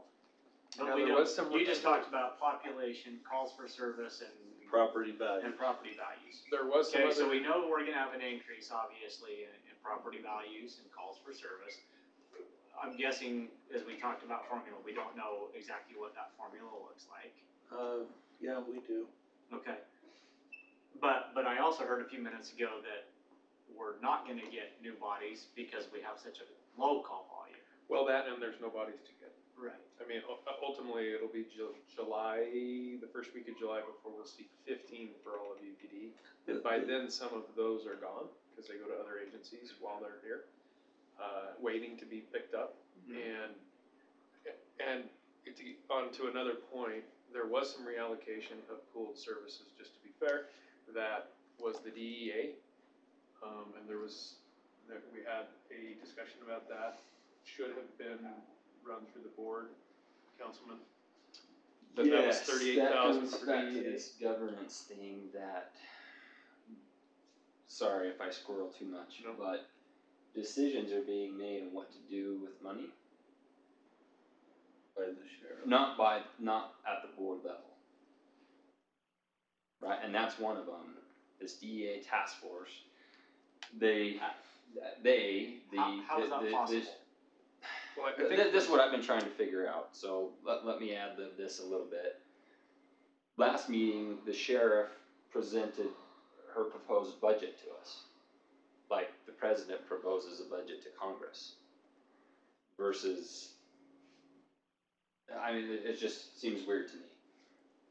They're making decisions on what they want to do with money, and then the board says yes or no. This DEA task force is one of those. The county-wide fund, so the county was paying for that, and no one I've talked to on the board has been able to tell me anyone on the board made this decision. Someone made the decision that should be split up amongst the member entities rather than the county. And it's a pooled service to contribute towards a federal task force, the DEA, that only a handful of other departments, Salt Lake City is a big contributor. UPD and Salt Lake City are the biggest contributors. It's West Valley. there were a few that weren't. South Jordan, I don't think South Jordan was. Murray wasn't. I don't think West Valley. There's several that don't participate in it at all. But that's the thing, that they've got some of these things that are countywide, like this drug task force is a countywide thing. And UPD pays for the cost, however, there's a few of the cities that contribute something to it. But some of them just say, we're not going to, but it still covers their area. You know? But just because we're a member of it on here, now it's gonna be passed directly to So- us. Because rather the than- sheriff is doing it, they're making it countywide on some of these things, when in fact, it's really a UPD asset that's being used for the whole county. So for this let me see particular if I thing, understand this. so for this particular task force, it's for the Salt Lake Valley, but Salt Lake County, right? Well, the DEA really is the philosophy of it is a much bigger thing than even that. But yes, you're right. As far as this the assets agreement. and currently we have 5 in the DEA task force. to from include a UPD sergeant. total. From UPD, and the philosophy is that it helps with drug trafficking through states and on a much bigger scale than what happens in the city. That was being paid for in the budget through the countywide portion of the fund. Someone, we don't know who, none of the board members have admitted to saying it was my idea, we definitely didn't vote on it, decided that the county wasn't gonna pay for that, the member entity should pay for it. So they divided it up amongst us that we're gonna pay for this countywide function on something we didn't even agree to. But what I'm hearing is that an entity like the South Jordan can feasibly say, we Don't want. don't want it. Right. But it's a resource that they can still call and use. Correct. Yes. And in this case, South Jordan does have a member on it. But I think administratively, it was the assumption that we were going to continue this process, though I don't think it was ever probably brought to the board. And I think that's one of the things we hashed out in here was that, in fact, that was a surprise. It's a huge problem. To Herriman City. So. Many of these decisions are not being made through the board. Well, So like a lot of things we do here, right, it's bring it back to council. right. And And I we guess give that's where I direction. have a question to make sure that I'm understanding. I thought I had a good understanding of how it was structured, but I want to maybe I'm wrong, that's why I want to ask the question. Is it not set up that the UPD board is the one that sets the budget and then the sheriff executes it? So yeah, typically it's set up like many others. There's 3 branches to it: the administration, fiscal, and policy. And the board manages the 2, fiscal and policy. Mm-hmm. And the sheriff should manage the 3rd. Although the 3rd is only available to that CEO, Right. if the board allows that. And through policy, fiscal makes that happen. Does that make sense? So of those 2 checks and balances, the 3rd is with the sheriff. So kind of the acknowledgement that we came to is that this is kind of what's happening. And it just happened from the beginning. So if we'll go history. They like to talk about history and where it came from. I like to talk about where we're going to go and how we're going to make this better. But they go back to when UPD was created, right? Well, it was all just under the county sheriff, and there was the same pressure from the members that, hey, we want some control over our local policing, and the sheriff at that time agreed to create this UPD as long as the sheriff controls it. Sheriff's automatically the CEO, is automatically, I don't know what the right word is for UPD, but is automatically CEO of Slovisa. It's automatically the chief of UPD. So it kind of, in my mind, it kind of all remained as county sheriff. We just called it a different name and said, yeah, you guys can have a say on this board. Well, I would say it's the sheriff's fault or anyone's fault, but the board at that time basically said, yeah, we don't really understand operation, how all this stuff works. You guys figure it out. And that's kind of what they've been doing, is making it work, right? We're gonna get people out and do the best we can. Well, now what's happening is each member entity is coming back and saying, well, we're paying more attention to this now. We want to know where our money's going and what we're getting for it. And there's a disconnect between those answers because they've just been making it work and doing things kind of as they've always done because the board has allowed it.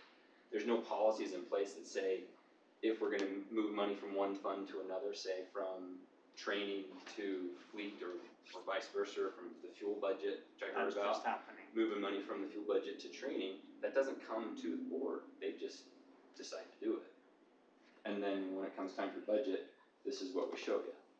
That was kind of the acknowledgement we came to is, well, yeah, we've been making things work and we're trying to give you the information that you've been asking for.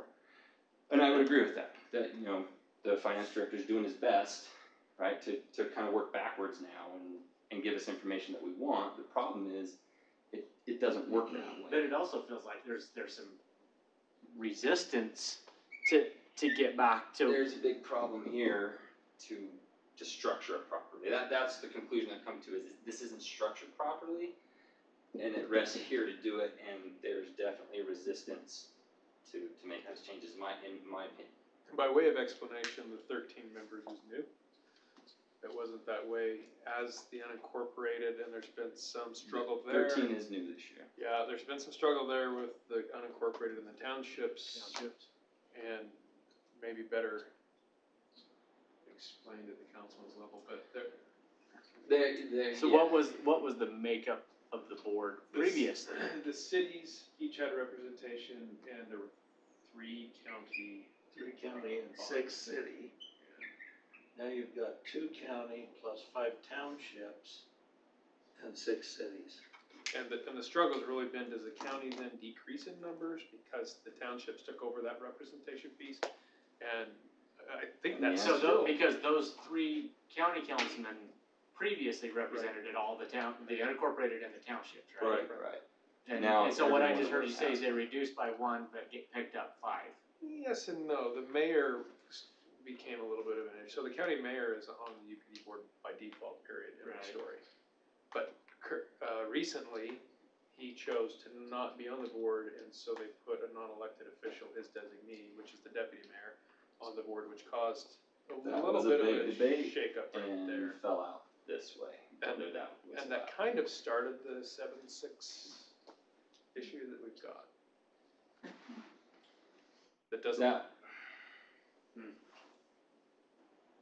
I mean, there's a whole lot of other work that Alan and I and the chief's been good to entertain our questions, and other people have done work. Brett has been involved with a lot of these committees for years and years, but my kind of brief summation of a report to the council and the board of the HCC, they want a check for $5 million next year. I have to make a vote on this on June 21st, so I'm gonna need some direction between now and then. This is as close as I can get to a coherent explanation of what's going on why we're seeing what we're seeing.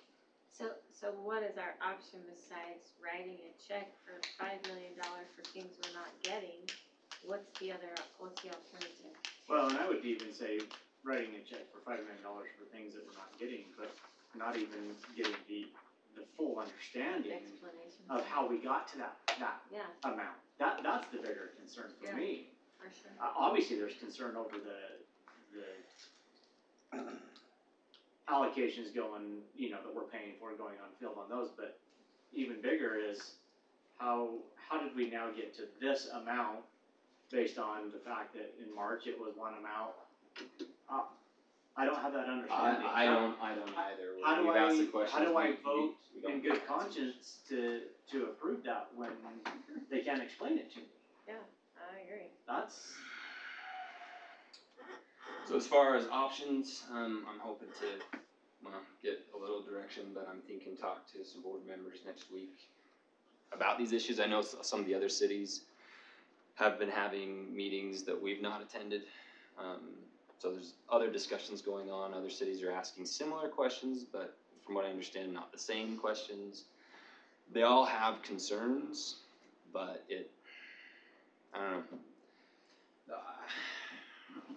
There's kind of two, as far as options. I mean, that is the one thing by separating from Solisa, it puts us in a position that we do control the money and we have options, but we have time constraints too, right? This is 2 months away. What do we do? The first thought is do what we've been doing and get explanations, try to fight it, and I can go to the board and say, we're not agreeing to that number for these reasons, right? It doesn't add up. We don't have those people. We're not going to pay those costs. We want the actual, this is some of the verbiage that Alan has used. We want at the end of the year, we want an accounting done of what was budgeted and what we actually received. Mm-hmm. And other cities have said this, Mayor Taylorsville and I have talked about this quite a lot, is that there obviously should be a difference there, and that should be coming back to the member entity. So I know that there's some support for some of those types of things. There's always the nuclear option to look at our own service, to partner with surrounding areas, etc. Because we do kind of control the money, we have those options to look at. But time is an issue, and going into this next year, and you got, again, correct me if I'm wrong, but the feeling I got from all those at the table on the sheriff side of things was, we want to cooperate, we want to work with you, but we've got this big, huge board to deal with. We're not dealing with just you. So, I don't know what to tell you, other than give me some direction to go talk to board members and... Well, like I say, it definitely goes back for me to having that full explanation, for them to be able to help me understand the full breakdown of the numbers you hear, but everything else that adds up, and can illustrate to me where they came up to that almost $5 million, and be able to adequately explain to me and allow me to see that those costs are truly our costs. We're ahead of you. In that meeting, did I not say my board is going to ask me for that very thing? For them to sign off on an agreement for this next year for that budget, they're going to want that explanation. And what was the answer we got, Alan? Don't remember. We don't have enough staff. Oh, we don't have enough staff. Probably Yeah. There's not enough time Well, before this next yeah, budget. that's So let's what get they this did next budget say approved, over and and then over. we'll see if we can Not move enough that. I'm not comfortable with there's that. not enough So time to my give you the question numbers is- this year. We do want to try and provide that material, but it's just from that meeting wasn't going to happen in this year. So So they want us, they want us to just accept what they're given and that it's gonna be worked out down the road. I can't report back to my constituents. The answer I I felt can't. that I got from that meeting, the way we left it was, that was the answer I got, was that we don't have enough staff, we don't have enough time to get it to you for this budget year. And it was the insinuation that, let's just get this budget approved and we'll work on it this next year with the whole board. And my comment was, the problem with that is that I have to go to the HCC board and tell them this is the proposed budget for next year and they have to vote on it. And I don't have any answers for them. That's the way the And meeting then was every one of left. us have to go back to the residents Yeah. and say that same thing to How them. much money do you suppose we overpaid last year? So this is say versus the actual services we received from officers and things like that. How much money do you think we paid over what we actually received? Well, to start out, That's a hard question. at 100%, we're required to spend 97% of that. So you'll immediately experience a 3% offset. So we're already and- losing 3%. Well, it's underspent, so what will happen with that is it goes back to the fund balance of the agency. Now, if what you're asking is The of the, agency is UPD, yes, yeah. Okay. not us. Okay, sorry, back up just one step. At 100%, there's a 3% underspent built into there, is that what? Yeah, they built They're it. told to spend 97%. And that 3% goes into the UPD fund balance. It's just sitting there. So you What are can't we spend doing? 100% of what is budgeted, is what? No. And that's different than the 3% that you typically get in inflationary costs after, and then you've got new growth on that for the following year. So that's where some of your growth in budget will come from, is that this year, I believe it was 5.5%, 6% of new growth, but that 3% is taken and put back into the agency fund balance. So that'll be the first discount that you will experience on your budget. Followed, I think what you're asking is, of all those officers that we don't have here, I would say 40% of that money is not being, So Alan I and don't wanna I say have talked not about this a spent, bit. but- If we were to do that calculation, and this is just our calculation, we're not getting this from UPD or the sheriff's office. This is just Alan working in the background, going, okay, well, if we had the number of officers that we have and we're paying these costs, what would you estimate the difference would be? If they did that accounting at the end of the year and said this is what we paid for, this is what we actually got. I would think it would be between 750 and $1 million. So over how many years have we been short? 2010? I So, don't know. well, So UPD maybe was created in 2010, so it's an 8-year agency right so now. maybe they owe us all next year for free because we've already given them a whole bunch of money for not getting anything. Well, and The keeping in mind. longevity discount. I like that. Yeah. Keeping in mind that the budget started early on for Herriman in the higher 1.ish, Sure. and now's to that extent. So With- yeah, it's not fair to say that it's Yeah. that much. And it's I- for I all 8 understand, years. But for 8 years, we've But probably been here's short. all the numbers aside, really what it comes down to is that our precinct chief doesn't have the resources to do the job that we've asked him to do. Well, And we I- pay for them to do that- it. honestly, You the will always pressure. be answering the 911 call, and I think that's an important point to make. No, is absolutely. I will get out of bed myself and make sure. And we that know we're that, safe. but Well, our the residents. position you have been put in is Ridiculous. ridiculous, right? That was a great word, because it is, because It is. Because we're grilling him and. because at the end of the day, we're asking him, he's in a position that he has no control over. Yeah. Of trying to fill empty shifts and, because he's down 5 officers, gonna be down 6.5 here, I I'm guess, starting to really soon. feel a little bit of how I think he feels trying to report and explain to you guys as I've been peppering him with questions over the last several months. Mhm. No, Well, this is how it's working, but I think this is what they're trying to tell you. Like that's, yeah, it's a ridiculous So position to put really in. the real question is what is the next step for us? Realizing that we have significant issues, sounds like knowing that we're not going to get the I answers would- that we want to be comfortable to approve you know, spending $5 million. What's our next step? What do we do? Councilman Henderson? Well, I would say, think about the information we've given you tonight. Right? Really think about it, ask Alan for the other data, I can send you a copy of my notes. Give me direction to go talk to some board members about this current budget and what we can do about it, as well as in the future, and I can come back to you. I think, from my perspective, I think the conversation with the other board members is an absolute given.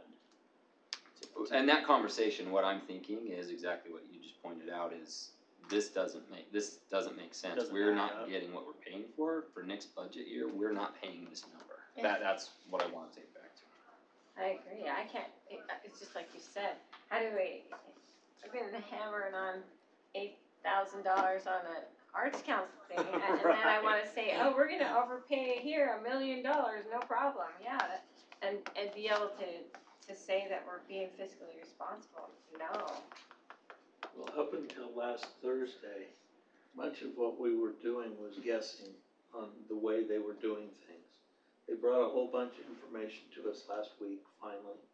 It doesn't answer it doesn't Still answer didn't the address our questions main question. on the officers, which is the main question, but they did answer a lot of questions that they've not been willing to do before. Satisfactorily answer them to where you felt like, yeah, that's good, that's a great explanation, or just. Well, I guess I would pose it more as these are the answers we got, and I'm reporting to you.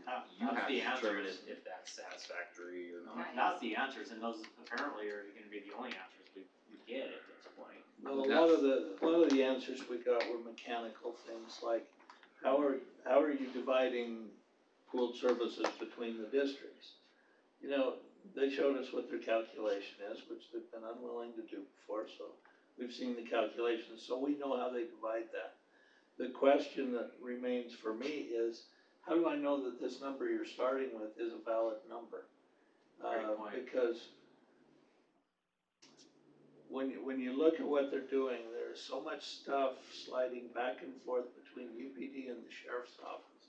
I don't know how much belongs to us and how much the sheriff should really be doing, because it's her stuff, you know. This is the picture I got. So the mechanics of what they showed us, you know, it works the way he says, you know, but I have no basis for the beginning number. I don't know. Very curious what our residents would have to say with this information.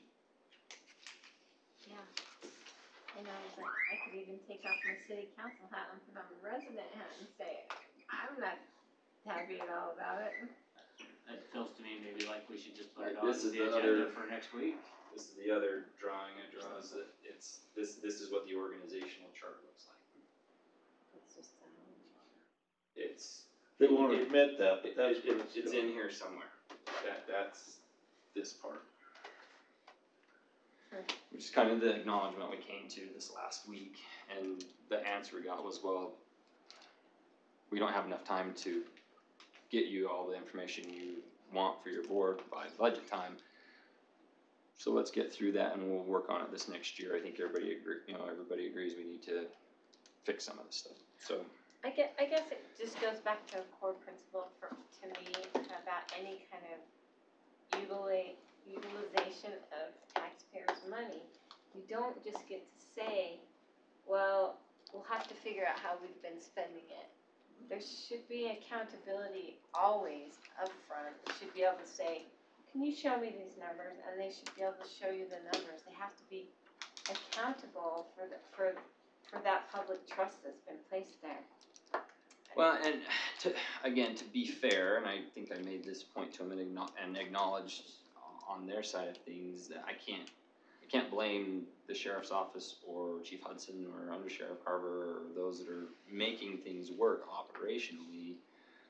I feel the problem is with the board. The board is not strong enough. The board has let this happen from the beginning and has never fixed it. Right. Now, to your point, Ultimately, it's going to be a question that can't be fixed. at the operations level, which is the chief car and all the guys on the street, it's guys have done a fantastic Oh, job to make it work and to make sure all the 911 calls are answered, especially when they're down in multiple precincts. That's their job, is to make it work operationally, so. And they've done, I think they've done But an to your admirable point, there's been a job of huge it. disconnect in that at the board level to the operations and how they're doing that. And there probably needed to be more oversight from the governance. So side of I things. see kind of two main problems. One is just immediacy of budget of I'm hearing from you guys is how I feel. I don't think that they can go to them and say, we're okay with this budget for next year. Like I say, at this point, I'm not. And that's the short term. The problem is with the way the board is set though, every one of the cities can vote against it, the county can pass it, and we're stuck with it. And we have to have, Oh, really? we have to have, we have to have police, Oh, we have, yeah, we have to have law absolutely. enforcement. And then, Doesn't have so to then the be next question is looking major- ahead. We long as it passes can't by defeat majority. it just by saying no ourselves. Yeah, that's right. Just like Just like when here. our budget goes, If the majority passes it, just cause you didn't Yeah, like it just doesn't think mean it's gonna stop If it. you would prohibit swimming at the reservoir, that'd pay for it. Right? All you need is one more vote.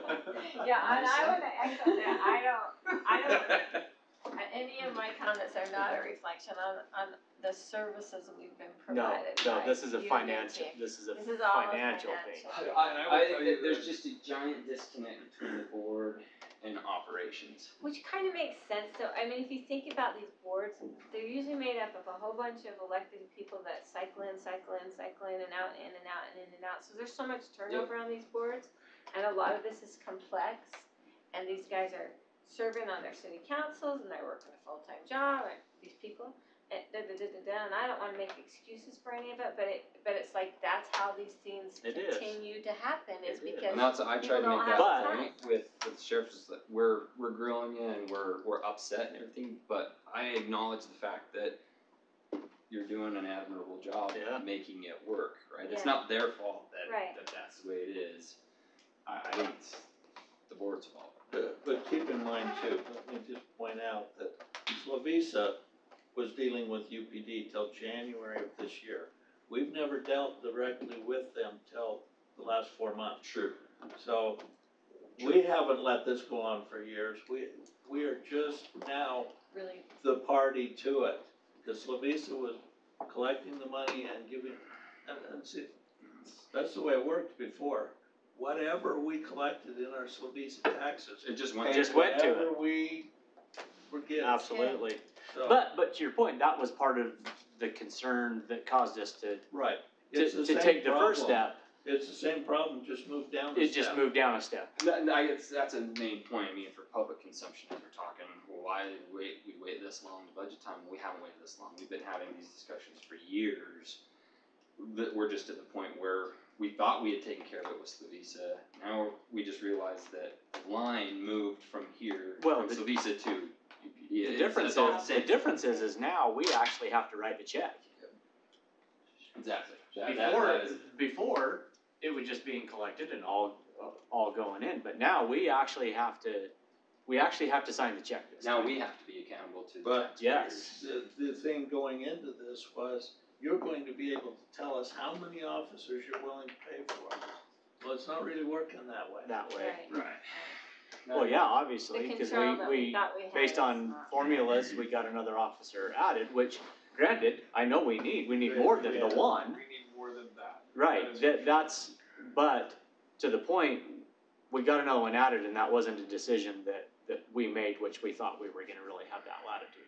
Honestly, if we had to say, and we could get all of the answers to the questions, this body may come back and say, give us 5 more officers. Based on the money, and we'll gladly write the check for that because we know exactly how much it's gonna cost us. Here's the breakdown, and we know we need it, so give us 5 more, go, and know that we're gonna get it. Really going back to our Slovisa conversations with that organizational chart, that was the impression we were under.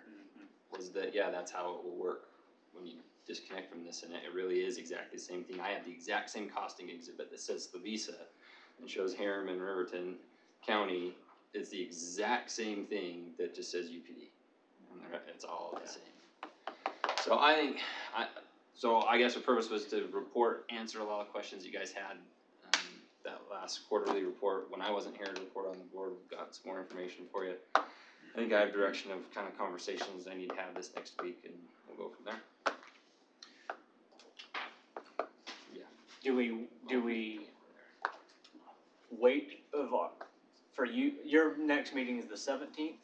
That's the next board meeting, but Next board meeting. I think I intend to have these conversations with other board members prior to that. So, I think I need to. really my question is, our next council meeting is on the 16th next Yeah. week, ahead of Good the point. board meeting. I would, at that meeting, I would like to have some direction to tell them on the 17th whether we think we're gonna approve this budget or not, at the very least. So based on that, I think we need it on for an agenda item next week for Cause discussion. really that only gives us a month to work something out with them before the actual budget is approved by the board. Yeah, because, I mean, the hard thing is even if we say we're not gonna we don't approve this budget, we get swept into it whether we like it or not. That's what I mean, we've got literally a month to figure out what to do. Majority of the governance board will. That's my We'll vote assumption for it. that if, Especially you showed a 7-6, they're gonna approve it. so at very least, I would want, for me to feel good to come back to you and say, I think we should stick through this, I would want them to say, you're only gonna pay what you're getting. And we're way far away on that number and resolving that issue, so. But in order for you to do that, really you would need some type of a council action giving you the direction to go in to the board with that. I think that's the best and cleanest way to do it. If in fact, whatever that is, but to me, it seems like the only way to do it is to put it at least on the I need some agenda for direction. direction, I need for some discussion direction. next week, so that On the 17th, I can tell the board. you have this is where direction on the we're at. 17th. Then both parties have 30 days to work it out, basically. I'm comfortable with Yeah, I think it at least putting definitely it on needs for to be discussion. I think so too. I think the others are gone to bed. Are you guys asleep? Mayor, Nicole, somebody call them, wake them up. Tell them we need a couple nuts. But there's. We're totally alert. Totally alert. What? No way! Totally alert. You guys understand all that? What was that? Did you understand everything? Did you see my picture? We got the picture. Wholly supportive of the all of the comments made. Actually, Jared, I do want to say, and Chief Carr, the work, and Alan, I'm sorry, all of the work you've done, all of the work you've done, the detail, all of that is hugely beneficial. So kudos for what I know was hours and hours and hours of effort. So Okay, what did you want to know? Are you guys supportive of it on the agenda for discussion next week? Yeah, absolutely. Okay. Yeah. Yep. Anything else? I think the mayor's checked out. I'd like to make a motion to adjourn. Second. All in favor? Aye. Aye. Good night. Good morning. I'm totally alert. Good night. Good night. It's only 11:30. She did that. Bing up in her bed. You know she did. She did that pop up in her bed. I'm totally alert. It's my 11-year-old. Where am I?